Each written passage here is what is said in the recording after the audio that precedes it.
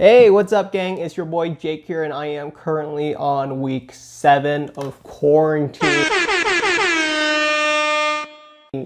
How did we reach this point? Pretty darn amazing, but thank you so much for all your guys' amazing support. I couldn't have made it through this by myself in quarantine without you. It's been an absolute blast reading all the comments and trying to answer as many questions I can. So many people are asking questions about Pokemon, the collectible trading card, as well as the hobby in general, and other collectibles too. So really cool stuff. I try to answer as many questions as I can and just build up our hobby and build up our community because it's really fantastic.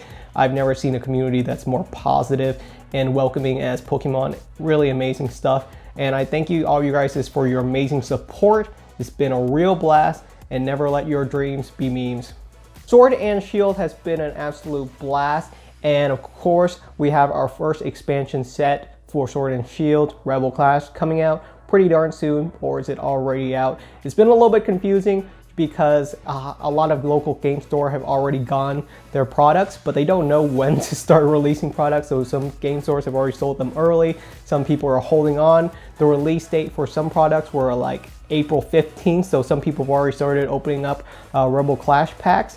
But there's also the May 1st official release date, and then some game store won't sell stuff until like May 15th. So it's been kind of a mess, but you can definitely start seeing some Rebel Clash products at your local game store, as well as other places like your retailers, Walmart, Target, wherever else you buy your Pokemon cards. So let's go over the top 10 list of the most expensive cards you can find in the latest expansion set. There's going to be some really amazing stuff in this set. Some really expensive cards as well, some real amazing chase cards. They did an amazing job, and I think you're going to find this list to be pretty darn amazing. Lots of cool stuff to start pulling from our packs. In the number 10th place spot on the list, we have Olenna, the hyper rare card, at $18 per card. Of course, this card is hyper rare. The odds of finding one in a pack is about 3%. It's really darn low, so this card is pretty darn unique. Really expensive card. Also, I really dig the artwork, and not only that, it has a really powerful effect. If you discard 2 Pokemon cards in your hand, you can disrupt your opponent and discard one of theirs. So it's a little bit unique. Disrupting your opponent's game plan in Pokemon has always been super powerful. Like if they have a Charmeleon and they want to evolve it into a Charizard next turn, and you toss their Charizard card, well, there goes their whole entire game plan. Pretty darn unique. It's kind of tricky to work with because, you know, you're discarding 2 cards and you can only discard one of your opponent, and they could always draw in their next turn the right card again. So not too sure how amazing it is in the card game, but it's a pretty darn expensive card. And if you find any hyper rare cards inside of your Rebel Clash pack, you're going to be pretty darn happy because they're all pretty darn expensive cards. In the number 9th place spot on our list, we have Tricity V Max Hyper Rare at $19 a card. This thing is an absolute beast at 320 HP. It's really competitive, an absolute monster in the card game, as well as being highly collectible. And a lot of people really enjoy Toxicity as well as the V Max version. It's got one of the more unique V Max design out of all the Pokemon. Really, really cool. An amazing Gigantamax card, so definitely something that I would love to pull in one of my packs.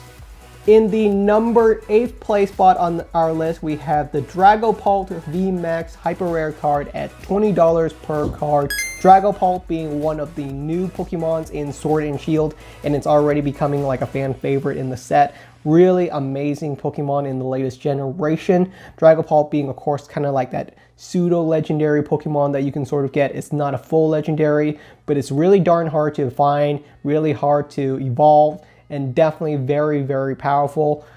Being any dragon Pokemon is really cool in Pokemon in general. As well, Dragapult V Max is highly competitive. It's seen competitive play in Japan. It's done pretty well, and it's a really expensive hyper rare card.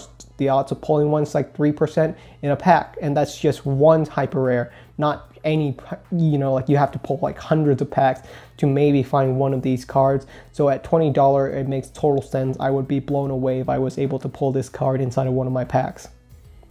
Inching into the 7th place spot on our list, is Eldegoss V at $20.50 a card. So this is a regular V card that is selling for $20. I haven't seen that since, I guess, last set is Zacian V. Zacian V started being sold around $16 a card. And Eldegoss V is already at $20 a card, so it's pretty darn expensive. And it makes sense because it fits in so many decks. Eldegoss V has an ability where as soon as you put it onto the field, you can take one of your supporter cards and put it back into your hand from your discard pile. So really powerful, pretty much useful in every scenario. Pretty much every deck in Pokemon plays supporters. You're going to be using them. They're going to be going to the discard pile. You can pull them back with Eldegoss V, so you can just like recycle powerful cards again. This card fits in so many decks, so it makes total sense. It's an amazing, powerful supporter card. I'm surprised it's not higher on the list. Like the Denny GX, which was our last super powerful supporter, we're selling at $40 a card for a regular GX. So Eldegoss V is a card that I could actually see going up in value within the next couple of months rather than down like most cards tend to do. In the 6th place spot on the list is a secret hyper rare item card. So it's kind of rare to see an item card so high on the list. Usually they don't do that well, but this one is pretty darn powerful, so it makes sense. It's Scoop Up Net for $21 a card, and the ability kind of makes sense on why it's so powerful. You can scoop up, pull back one of your Pokemon from the field, but it has to be a regular Pokemon. It cannot be a V Pokemon or a GX Pokemon, which makes sense. Imagine if you could pull back Eldegoss V and just play it again. It would be absolutely insane, which is why they took away that ability. But even for regular Pokemons, there are some amazing, just like regular Pokemons, not V Pokemon, not GX Pokemon, that have really powerful abilities that as soon as they go onto the field, they do something really amazing. So it makes sense for Scoop Up Net to be so high on the list because it's going to find a use in so many different decks. At $21 a card, I'd be super stoked to pull one of these inside of my booster boxes. In the 5th place spot on our list, we have Galarian Berserker, the gold card, selling at $22 a card. This is not a V card. This is not a GX card. This is just a regular Pokemon that they printed out in a shiny gold card version. At $22 a card, this thing looks amazing. It's actually pretty darn playable in metal decks with or steel decks with Zacian V, so really darn cool card. And it's just a regular gold card that they just threw inside of the set.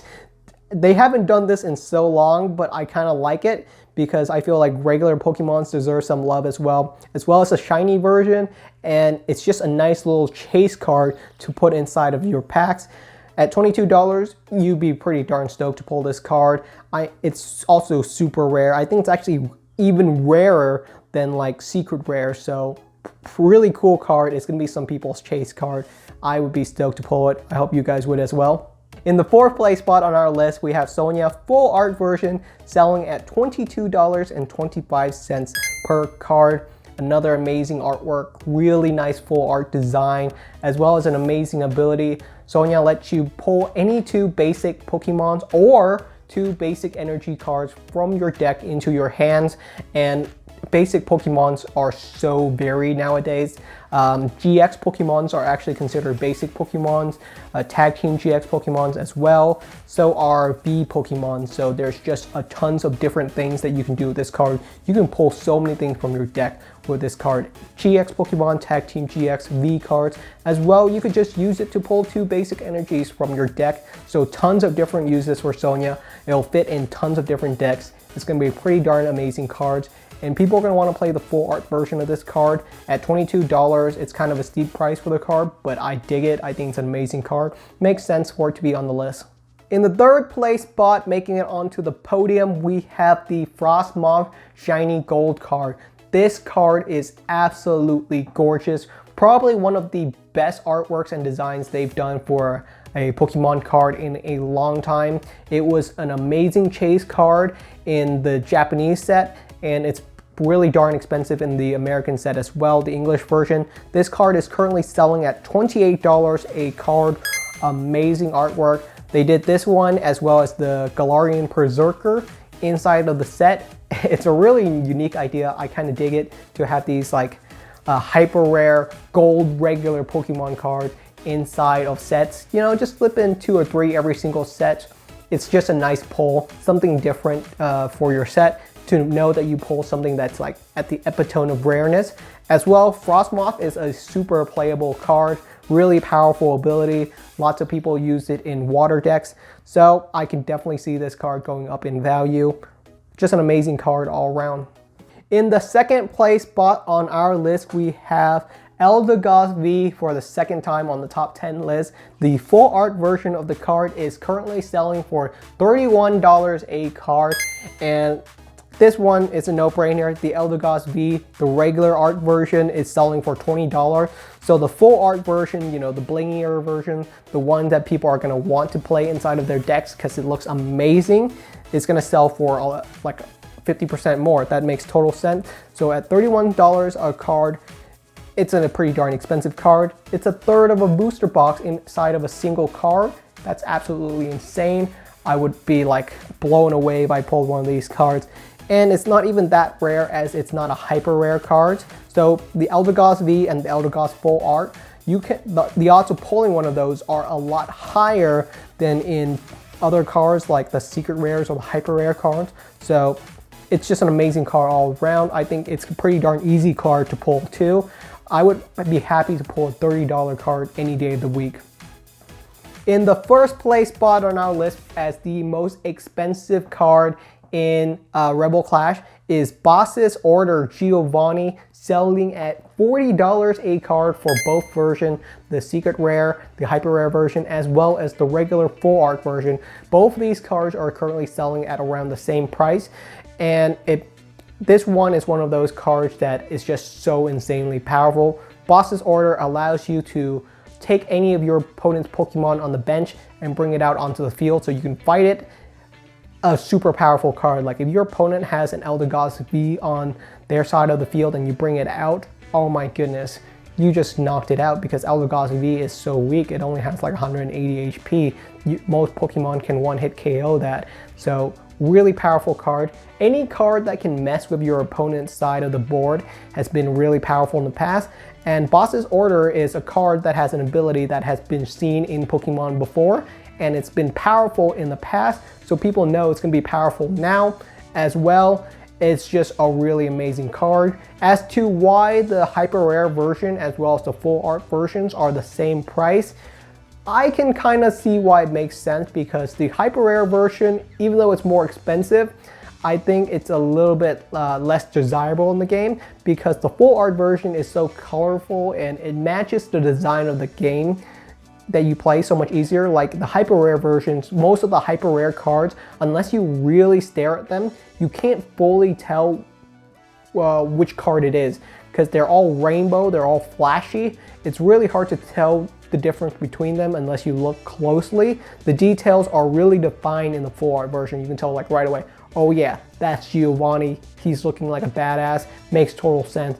So even though the full art version is less rare than a hyper rare version, people want both cards, and honestly at this point they just want the card to play. Like even the holo rare version, it didn't make it onto the list, but just the regular holo rare version of Boss's Order is selling for $12 a card right now, so that's pretty darn amazing as well. To pull a holo rare card for $12, you'd be blown away. So Boss's Order being $40, it's by far the most competitive card in Rebel Clash, so it makes total sense. It's going to go in pretty much every deck because it's so powerful. The ability to pull out any Pokemon from your opponent's bench is going to be really darn disruptive for the next year and a half of Pokemon. So amazing card.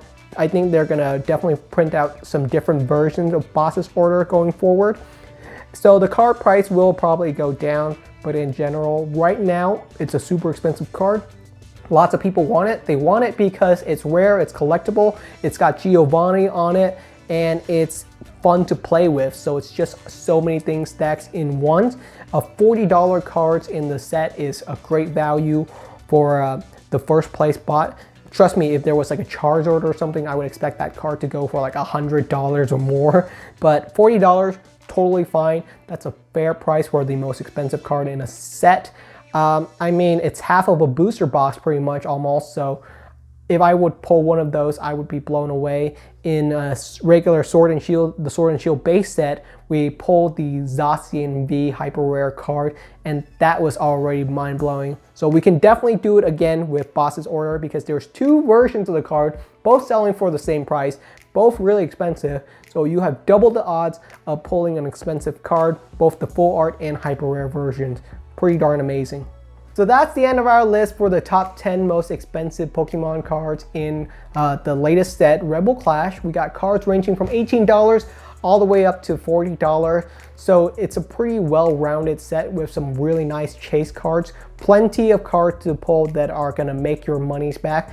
There's tons of cards that are over $3. $3 is kind of the price point for a booster pack. So you pull a card for $3, you made the full money worth of the booster pack, and there's tons of cards over $3. So it's a really nice set. I already pre-purchased a couple booster boxes. We're gonna open them up on video. It's gonna be a lot of fun. So I hope you guys enjoy this video. If you enjoy the content, I do hope you subscribe for much more fun stuff to come. Stick around, we got a lot of amazing videos to come. So thank you so much for watching, and I'll see you guys next time.